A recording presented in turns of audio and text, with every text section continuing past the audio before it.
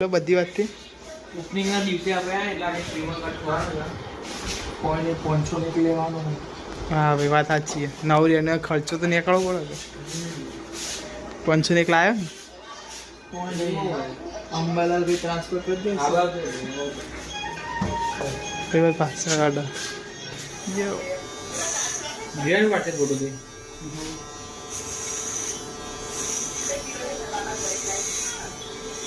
આપણું કામકાજ સ્ટાર્ટ થઈ ગયું. મજબૂત કેવું થાય હવે જોઈએ. નવી દુકાનમાં ભગવાન કેવું કામ કરે જોવું.